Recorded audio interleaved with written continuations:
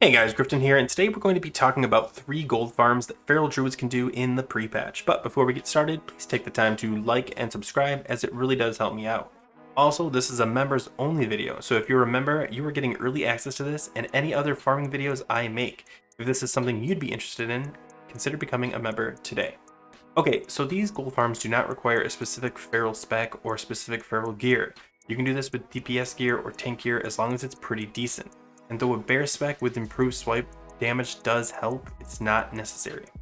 All the gold numbers I use are based on my server, Westfall, and each player may have a different experience, so feel free to try them all and gauge your own numbers. So first, let's talk the farm that you don't need to be an enchanter, and that's the Ethereum Prison Key farm. This farm takes place just south of Area 52 by killing tons of these mobs. They are all melee and hit for very little, so you can cluster them together easily and burn them down with swipe, which now hits everything. They have a chance to drop Ethereum prison keys as well as greens that, together with the general gold you get, make this a very lucrative farm. The upside is you make a lot of pure gold, and it doesn't rely on you being an enchanter because you can just trade it over to your enchanter if you need to. The downside is it's an open world farm and you will likely be competing for mobs. On my server it wasn't a problem, but on higher population servers you may have an issue. In my run I made around 250 gold per hour, and I also got a jewel crafting pattern worth about 300 gold. Now I did not factor the jewel crafting pattern into the totals because you're not guaranteed to get that drop. It's not very likely, so even without it, 250 gold per hour is very nice. Next we have the Seth Hall's farm. Now I used to call this the Ickes farm because you'd stealth to the final boss and only killed him the 2 blue items that you'd then DE for large prismatics. However, with the new talents, you can now kill both bosses in Seth Hall's normal.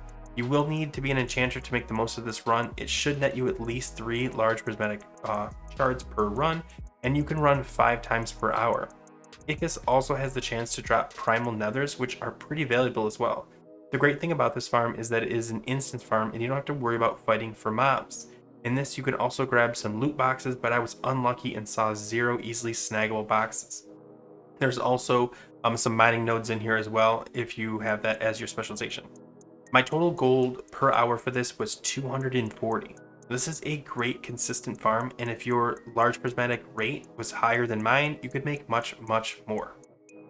And the final farm is a very easy farm, and honestly the most fun of all the 3, and that's Hellfire Ramparts. This is a low level instance that you can just run through and kill everything. The bosses are easy and the trash has decent drop chances for disenchanting.